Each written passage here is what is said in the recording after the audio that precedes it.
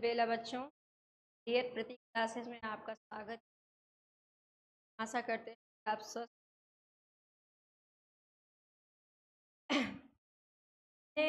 पिछली क्लास में आपको स्वर के प्रकार के बारे में सारे बता दिए थे और आगे आपको प्राण के आधार पर, प्राण शक्ति के आधार पर वर्ण के बारे में आज हम यहीं से अपनी कक्षा को शुरू करेंगे।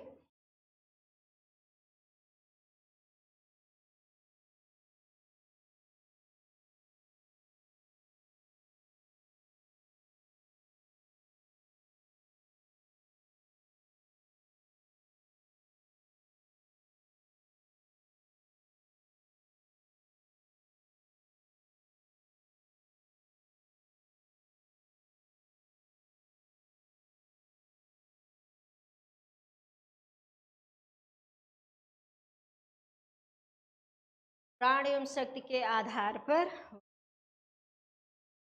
अब थोड़ा सा इसके बारे में हम जानेंगे कि प्राण क्या है, प्राण शक्ति क्या है। तो हम जब अपने मुख से किसी भी ध्वनि को निकालते हैं तो उसमें जितने सांसें लेनी पड़ती है, ऊर्जा लगती है ना। इसी के अकॉर्डिंग ये बनाया गया है कि प्राण एवं शक्ति कि हमारे प्राण के आधार पर कौन से ऐसे वर्ण हैं जो बहुत कम समय में निकलते हैं, कौन से ऐसे वर्ण हैं जो अधिक समय में निकलते हैं। तो इसको दो तरह से रखा गया है, एक अल्पप्राण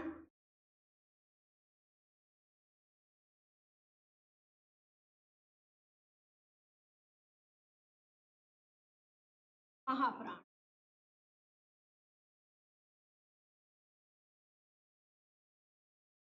अल्पप्राण अल्पप्राण का अर्थ है कि जिस वर्ण को बोलने में हमें क्या कम जो है शक्ति लगे, कम ऊर्जा लगे, कम एनर्जी लगे, तो उन वर्णों को हम अल्पप्राण में रखेंगे। और जिनको बोलने में हमें अधिक शक्ति लगे, अधिक ऊर्जा की आवश्यकता हो, उसे महाप्राण। तो हम इसको वर्णमाला के माध्यम से जानेंगे कि कौन कौन से वर्ण हैं।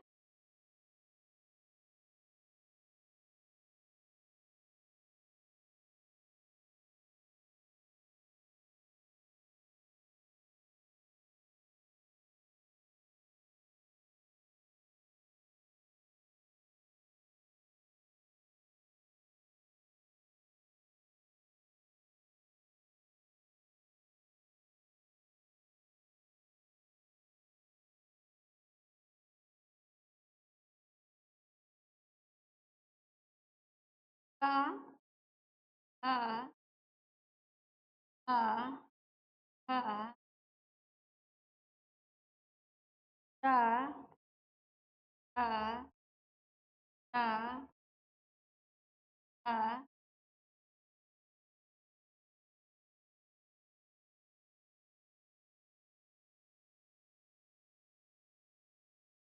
आ आ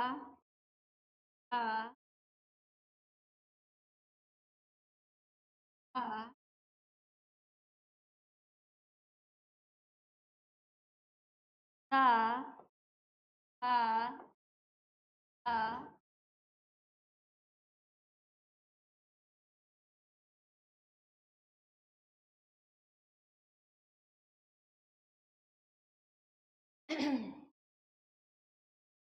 देखते हैं।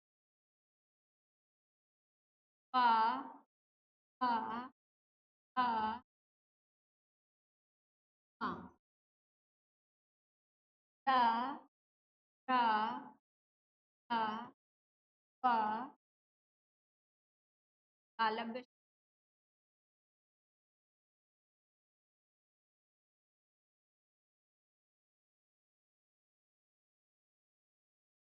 आलम्ब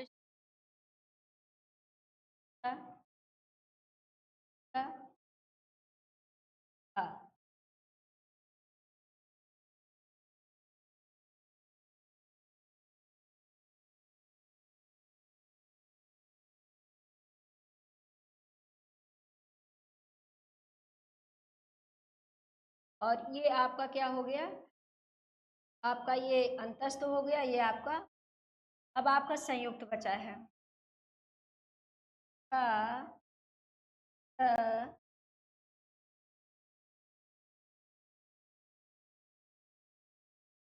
अब इसमें ये आपकी वर्णमाला है, इसी में हमको देखना है कि कौन कम ऊर्जा में, कम शक्ति में हमारे मुख से बाहर निकलता है और किन वर्णों को बोलने में हमको ज़्यादा ऊर्जा और शक्ति की जरूरत पड़ती है।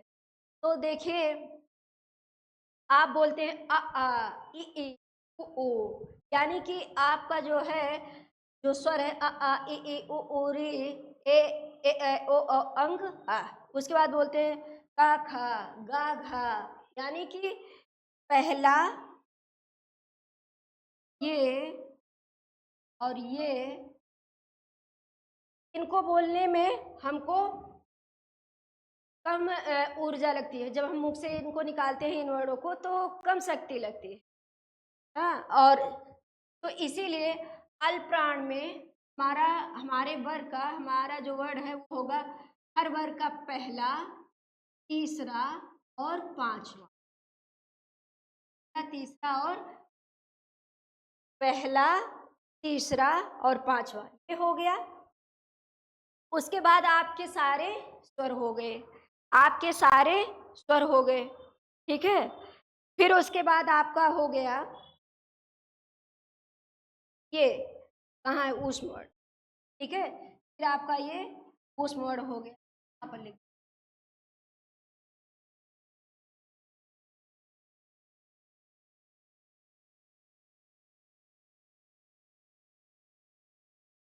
आपका नहीं, ये अंतस्थ हो। तो हर वर्ग का पहला, पहला, तीसरा, पांचवा, पहला, तीसरा और पांचवा, पहला, तीसरा, पांचवा, पहला, तीसरा। इन 5 वर्गों में देखिए कि पहले आपका ये वर्गीय जो ध्वनि है, इसमें पहला, तीसरा और पांचवा। उसके बाद आपके सारे स्वर, सारे स्वर ये भी आपके, ठीक है, सारे स्वर ये अल्प प्राण में जाएंगे, ठीक है। उसके बाद आपका है, बचता है अंतस्थ वर्ड, ऊष्म वर्ड, संयुक्त वर्ड। तो इसमें हम आपको देखेंगे कि हमारे अंतस्थ और ऊष्म वर्ड जो हैं, इनमें से कौन सा, इसमें से कौन सा अल्प प्राण में आता है। तो हमारा जो ये अंतस्थ वर्ड है, ये हमारा किस में आएगा,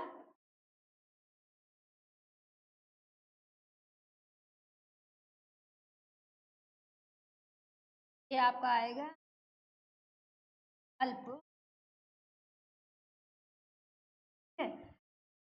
यानी कि अल्प प्राण में अब हम किसको रखेंगे, सारे स्वर को रखेंगे, हर वर्ग का पहला, तीसरा, पांचवा रखेंगे, फिर हम रखेंगे अंतस्थ, ठीक है।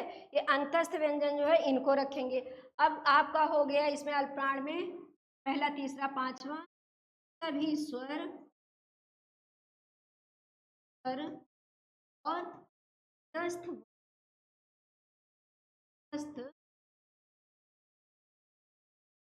ये आपका किस में आ गया, अल्प प्राण, ठीक है। इतना तो आप लोगों का क्लियर हो ही गया होगा कि जिसको बोलने में, वर्डों में, जिन वर्डों को बोलने में हमें कम समय लगता है, वो है सारे स्वर और हर वर्ग का पहला, तीसरा, पांचवा और हमारा अंतस्थ व्यंजन। इनको बोलने में हमें कम ऊर्जा, कम शक्ति की आवश्यकता होती है, इसलिए इसको अल्प प्राण में रखा। उसके बाद दूसरा हमारा आता है महाप्राण। महाप्राण में अब हम इसको जानने की कोशिश करेंगे, महाप्राण किसे कहते हैं। महाप्राण वर्ड वे होते हैं जिसमें हमें बोलने में ज़्यादा ऊर्जा ज़्यादा शक्ति लगती है, ठीक है। तो उन वर्डों को जरा देखते हैं कि वो वे वर्ड कौन कौन से। अब इसी में से आप देखिएगा कि क्या छूटा है ना, वर्णमाला में से क्या क्या छूटा है वही आपके महाप्राण में आएगा।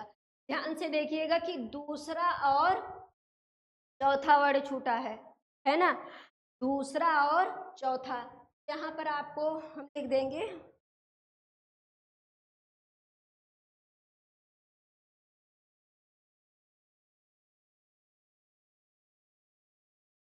महाप्राण में दूसरा, हर वर्ग का दूसरा और चौथा हो गया।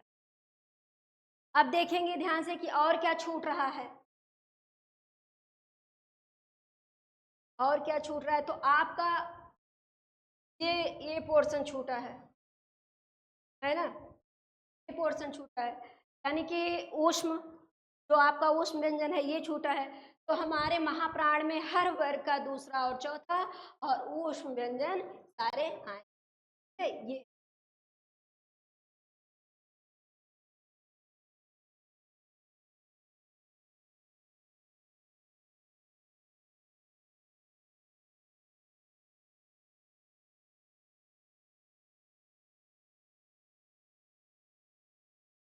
ये हमारा रहा प्राण एवं शक्ति के अल्पप्राण, हर वर्ग का पहला, तीसरा, पांचवा, सारे वर्ण और अंतस्थ व्यंजन। उसके बाद महाप्राण में हर वर्ग का दूसरा, चौथा और हमारे पुष्प व्यंजन। ये सारे किस में आएंगे, महाप्राण। ये इतना क्लियर हुआ। उसके बाद हम क्या देखते हैं, कंपन के आधार पर, घोष के आधार पर, नाद के आधार पर वर्ण। ठीक है, तो घोष के आधार पर, कंपन के आधार पर, नाद के आधार पर जो वर्ण होते हैं वो भी दो तरह के होते हैं, वो भी दो तरह के होते हैं। एक है आपका अघोष, दूसरा आपका अघोष।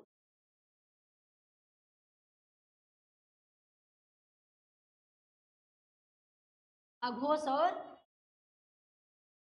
अब इन दोनों को हम देखेंगे कि अघोष और सघोष जिन ध्वनियों को मुंह से निकालने में, जो ध्वनि हमारे मुख से निकलने हैं, उन निकले हुए वर्डों में किस में कम कंपन रहता है, किस में ज़्यादा कंपन रहता है ना। इसको हम, इन वर्डों को हम यहाँ पर स्पष्टीकरण।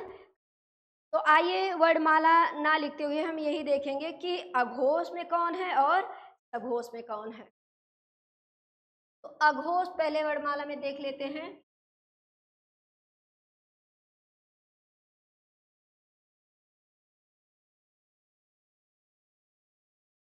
तो ना लिख करके केवल बता देते हैं वर्णमाला में कौन कौन।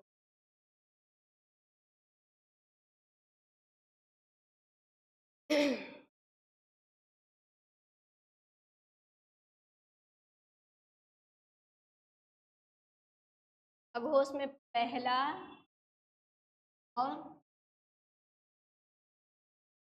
ये दो जो है हर वर्ग के का और खा वर्ड जो है ये क्या है, अघोष। फिर हर वर्ग में, हर वर्ग का पहला और दूसरा वर्ड क्या है, अघोष है। फिर उसके बाद हम देखेंगे कि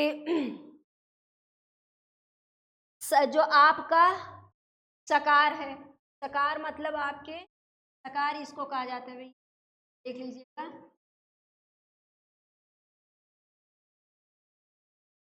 को क्या कहते हैं, सकार कहते हैं। तो आपके सकार हैं, ऊष्म नहीं, ऊष्म व्यंजन नहीं, क्योंकि इसमें हा नहीं आएगा। क्या नहीं आएगा, हा, ये नहीं आएगा, इसको यहाँ से हटा दिया गया है, तब उसमें होते। ये तीनों सकार जो हैं ये रहेंगे। ठीक है, यही आपके किस में रहेंगे, अघोष में। और फिर जितना बचता है, जितना भी बचता है वर्णमाला में, जितने वर्ण हैं उनमें से पहला, दूसरा और सकार,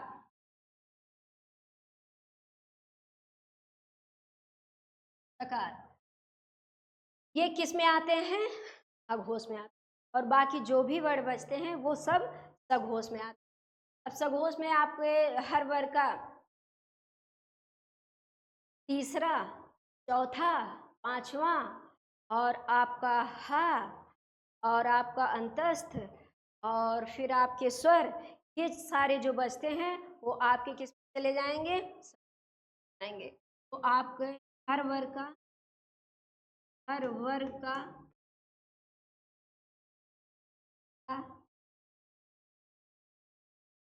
वर्ण और आपका अंतस्थ वर्ण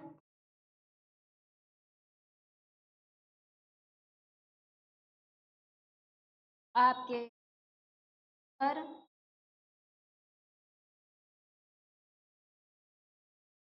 और आपका कांकल वर्ण यानी हा,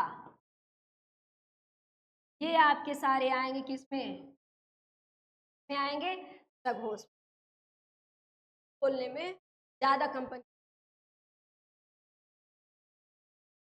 के जो नाद निकलते हैं, ध्वनियाँ निकलती हैं, ये कम और ज़्यादा में जो कंपित होती हैं उसी को अघोष सघोष में रखा गया है, पहला। दूसरा, और आपके जो सकार हैं ये आपके अघोष में आएंगे और सघोष में हर वर्ग का तीसरा चौथा पांचवा वर्ण, अंतस्थ वर्ण, सभी स्वर और हा।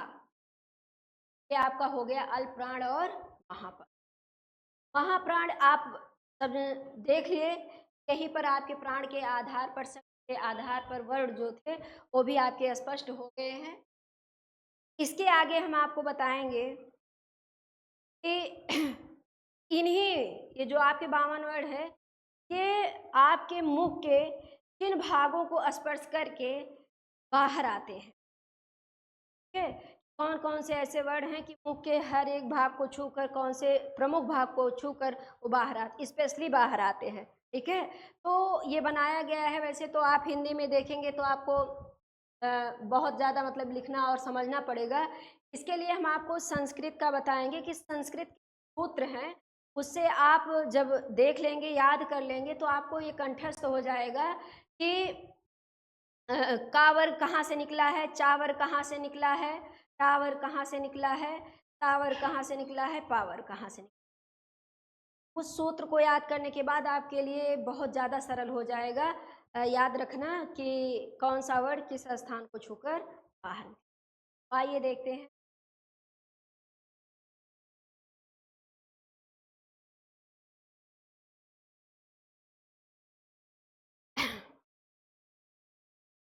आप जानते हैं कि हिंदी में आपको बताया गया था कि ये जो का वर्ग है, का वर्ग,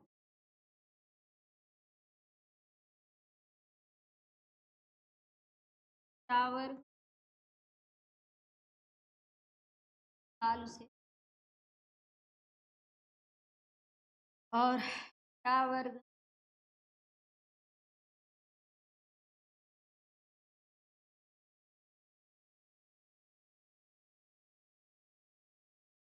टा वर्ग,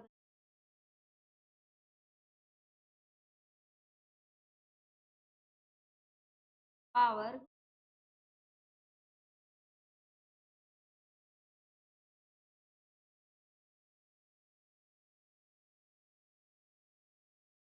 ये तो आपके वर्ग हो गए कि कहाँ से निकलते हैं। हाँ, पांचों वर्ग। का वर्ग कंठ से निकलता है, चा वर्ग तालु से निकलता है, टा वर्ग मूर्धा से निकलता है, ता वर्ग दंत से निकलता है, और पा वर्ग, ये आपका हो गया। अब इतना हमको मान लीजिए इतना हम ध्यान दे लेंगे, लेकिन आपके जो स्वर हैं, आपके जो ऊष्म है व्यंजन है, आपके जो तस्त व्यंजन, सबको ध्यान में रखना या फिर दिमाग में रखना थोड़ा सा हमें लगता है कि कठिन है।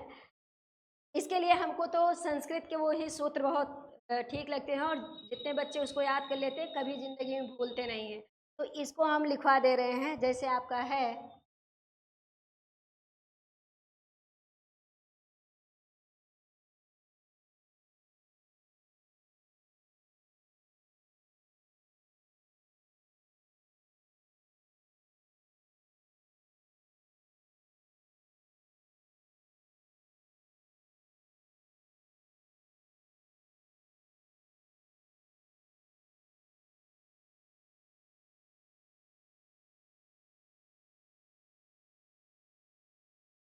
अकुह विसर्ग। तो जरा देखिएगा आप लोग स्पष्ट रूप से, ये आपके कंठ से निकला है, क्या क्या निकला है? आ, का वर्ग, विसर्ग, आ और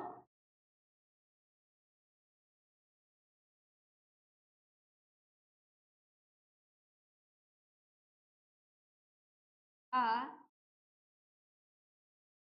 और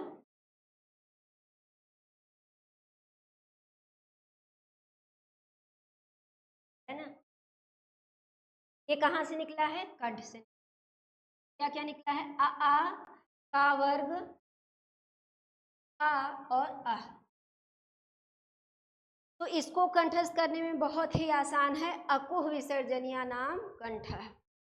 फिर दूसरा आपका जो है चा वर्ग तालु से निकला है, स्वर को भी इसको एडजस्ट कर देते हैं। क्या है इसका सूत्र?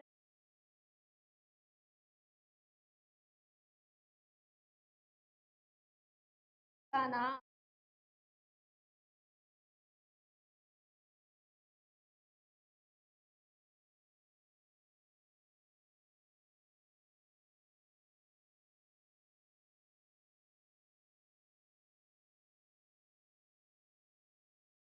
यानी कि कौन कौन सा?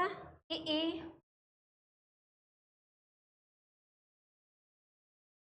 चा वर्ग,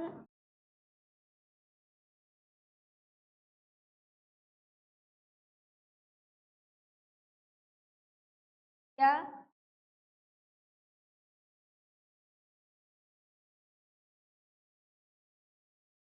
तालव्य श। ये आपके कहाँ से निकले हैं? तालु से। फिर तीसरा आप देखेंगे टा वर्ग। ये आपका टावर कहाँ से निकला है? मूर्धा से। तो और देखेंगे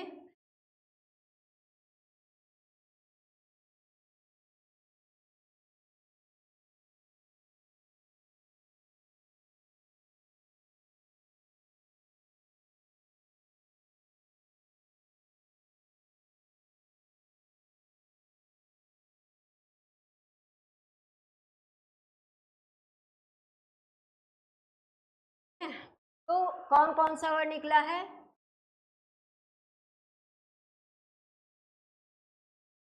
टा वर्ग, अनुषा। कहाँ से निकला है? मूर्धा। आप जानते होंगे कि जो आपका ये आगे का मसूड़ा दिख रहा है दांत के ऊपर, उसके पीछे का भाग जिह्वा उसको टच कर, तब ये वर्ड मुख से बाहर आते हैं। उसके बाद आता है आपका तावर्ग। तावर्ग कहाँ से निकलता है? तो इसको देख रहे हैं दांत से, दांत को टच करके निकलता है, तो इसको कहते हैं ऋतुलसाना दंता।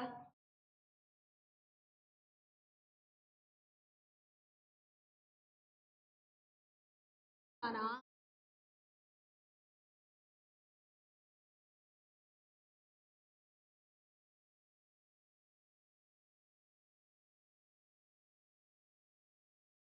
है ना। तो इसमें क्या है, ये आपका रे, आपका में इसका प्रयोग नहीं होता है। रे, ता वर्ग, ता वर्ग, ला और तंती। ये आपके जिह्वा आपके दांत को स्पर्श करती है, तब ये ध्वनियां बाहर। उसके बाद आपका बचा है पावर्ग। पावर कहाँ से निकलता है? तो ये होस्ट निकलता है, होस्ट से। तो उपध मानिए नाम ओष्ठा। पद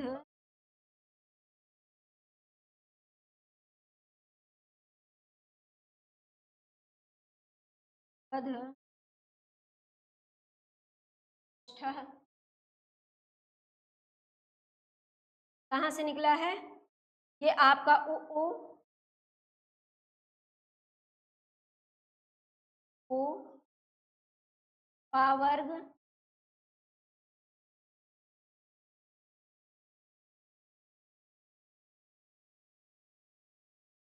पा वर्ग, ये कहाँ से निकला है? ओष्ठ से।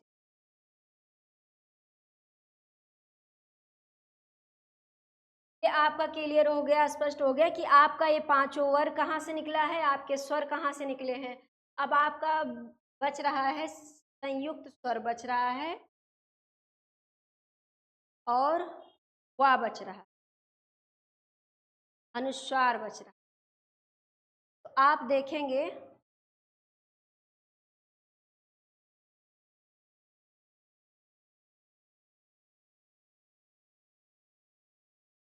ऐ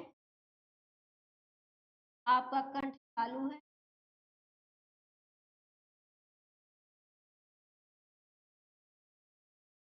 ओ कंठ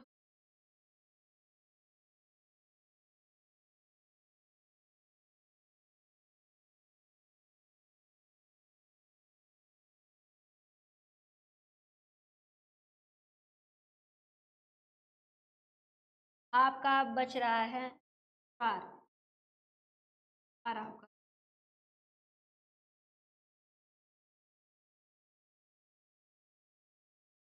पार आपका नासिक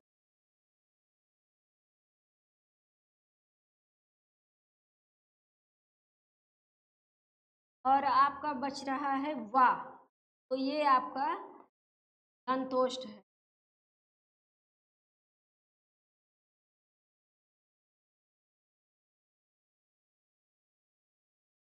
यहीं पर आपके वर्णों के उच्चारण स्थान समाप्त होते, यानी कि ये कंठ तालु, ओ अवकंठोष्ठ, अनुस्वार नासिक और वह, यहीं पर सारे वर्णों का आपका उच्चारण स्थान कि जिह्वा किन किन भागों को छूकर तब बाहर निकल पर ये।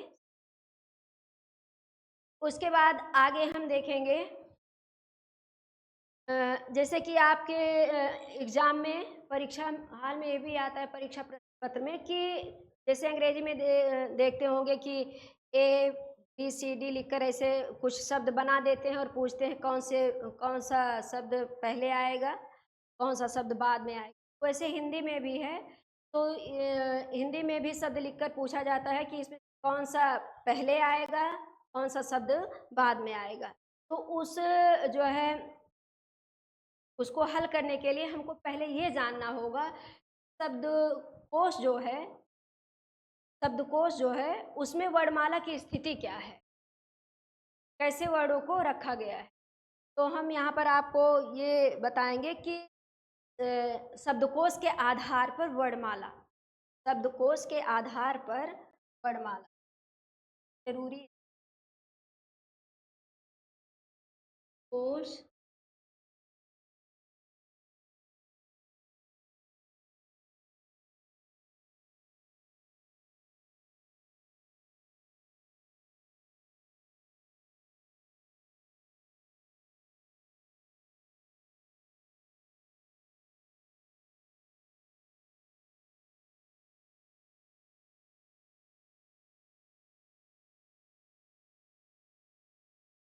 इसके आधार पर हम वर्णमाला आपको जो आप वर्णमाला लिखे हो उसके ये थोड़ा सा इसमें बदलाव है।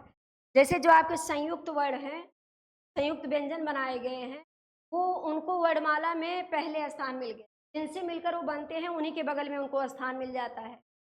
और आपके इस शब्दकोश में वर्णमाला की शुरुआत आ से ना हो करके आपके अनुस्वार और विसर्ग से होता है, ठीक है?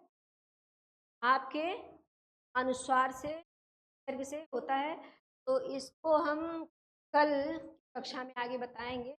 आज के लिए बस इतना ही, और वही बात फिर दोहराना है कि आप सारे क्लासेस के वीडियो को देखते रहिए, लाइक सब्सक्राइब